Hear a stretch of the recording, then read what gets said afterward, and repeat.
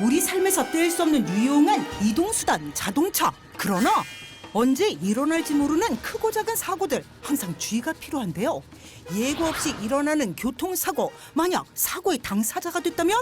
교통사고가 났을 때 정확한 과실 비율을 알아야 억울한 상황을 피할 수 있습니다. 나의 과실을 제대로 알아야 억울한 상황을 피할 수 있는 법.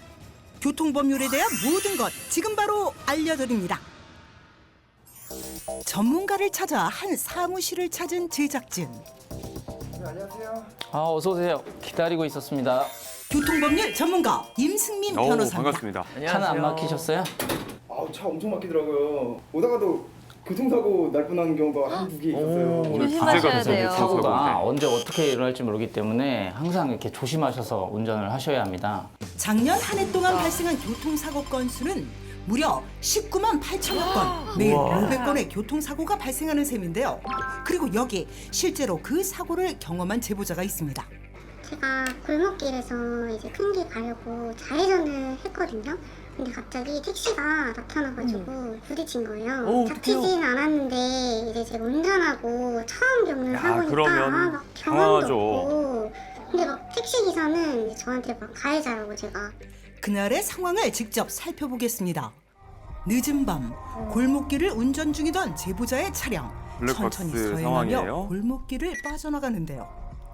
때마침 들어와 있는 좌회전 신호, 도로에 진입하려던 순간 오, 깜짝. 아니 아예 안 보였는데. 아이고. 갑자기 나타난 택시와 충돌하고 마는데요. 택시 기사는 자신이 피해자라고 주장하는 상황. 억울한 건 제보자도 마찬가지인데 이 사고 누구의 잘못인가요? 제보자님께서 첫 사고라고 들었는데 많이 당황스러우셨을 것 같아요. 차근차근 따져보겠습니다. 골목길에서 좌회전으로 본선 도로를 진입하려던 제보자 차량, 교차로에서 일방 통행로로 진입하려고 우회전하던 택시 차량이 충돌한 것으로 보여지는데요. 도로교통법에는 우측 도로 통행 우선권이라는 게 있고 말 그대로 우측에서 통행하는 차량에게 통행의 우선권이 주어지는 것인데요. 이 경우엔 제보자에게 우측 도로 통행 우선권이 있죠.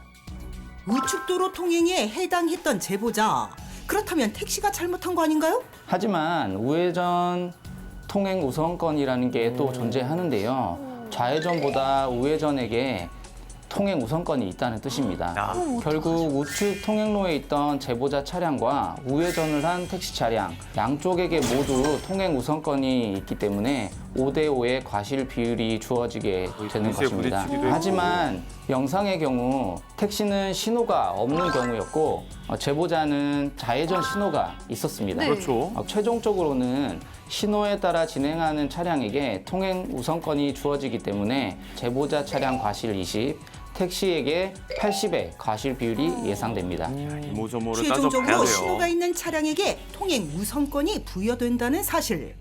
그런데 다시 한번 영상을 보시면 도로에 횡단보도가 있는 걸 발견할 수 있을 텐데요. 네. 만약 택시가 횡단보도 앞에서 일시정지를 하지 않고 그대로 진입했다면 일시정지 의무를 지키지 않는 점을 고려해서 9대 1까지 과실 비율이 달라질 수 있을 것 상대 차량 같습니다. 블랙박스까지 잘 상황에 봐야겠네요. 따라 달라지는 과실 비율 너무 헷갈리는데요. 다른 사고들의 블랙박스 영상을 보면서 한번 과실 비율에 대해서 더 알아보시죠. 좋아요. 1차로에서 주행을 하고 있고 예. 네. 차가 2차로에서 많아요. 주행 중인 차량 중에 아이고 이렇게 갑자기 끼어들면서 사고가 났네요.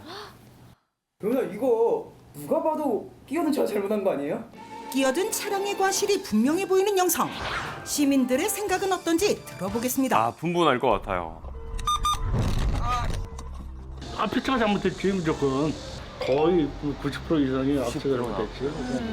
쭉 직진하는 차가 속도가 너무 빠르지 않는다면 맞아요, 이게 관건이에요. 앞에 차가 잘못한 뒤에서 속도. 가는 차는 아무 잘못이었고 뒤에서 오는 차를 모르고 급차선 병을 했으니까 분명히 옆에서 튀어나온 차가 잘못한 건 100%지. 결과는 끼어든 차가 잘못했다로 의견이 모아졌는데요.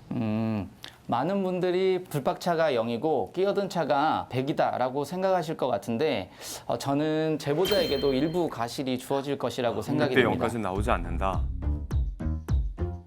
2차선의 모든 차량이 정차 중인 상황에서 끼어들다가 사고가 났을 경우에는 과실 비율을 100대 0으로 볼 수도 있겠지만 양쪽 차선이 다 주행 중인 상태였고 모든 차는 전방을 주시해서 안전운전을 해야 할 의무를 지기 때문에 불박 차량이 10, 끼어든 차량의 90의 과실 비율이 예상이 됩니다.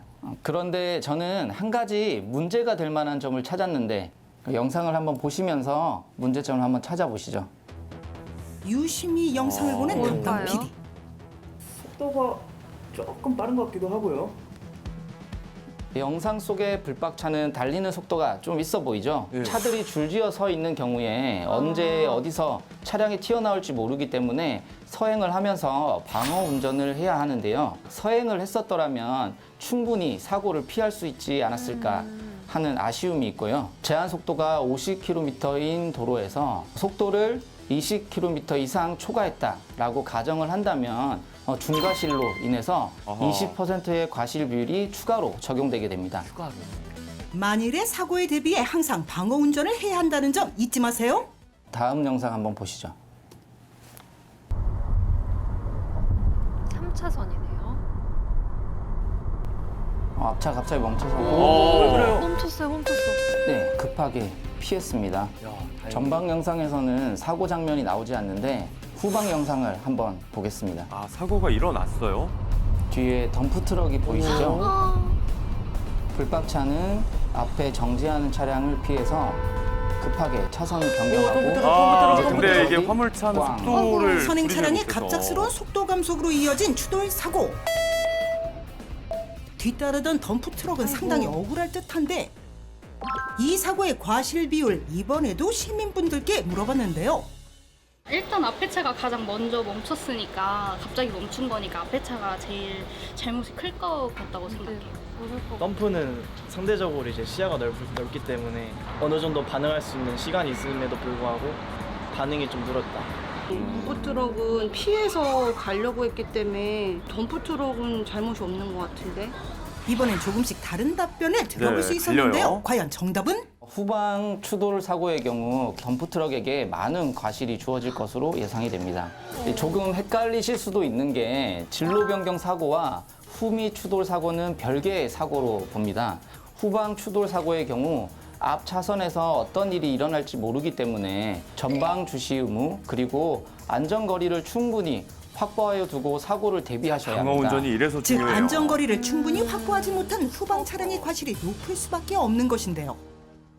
대신에 영상을 자세히 보시면 선행 차량이 3차선 이상 되는 도로에서 저속 주행을 하다가 거의 정지한 상태에 이르렀기 때문에 이유 없는 정차로 인해 앞 차량에게도 10% 정도의 과실이 주어질 것으로 보입니다. 따라서 후미에서 충돌한 덤프트럭 90, 이유 없이 멈춘 선행 차량의 10의 과실 비율이 예상됩니다. 근데 만약에 저렇게 급정차하는 경우에 급하게 피하는 경우 있잖아요. 그러다가 또 사고가 많이 나지 않아요?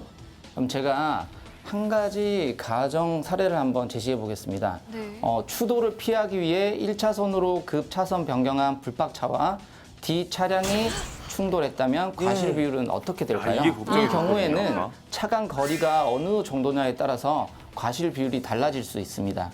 누가 봐도 거리가 있는 상황에서 사고가 났다면 직진하던 차가 30, 불박차가 70 정도의 과실이 주어지게 될 것이고 만약 피하기에는 너무 급작스러운 상황이었다면 불박차가 90, 후행 차량은 10으로 과실 비율이 달라질 수 있습니다.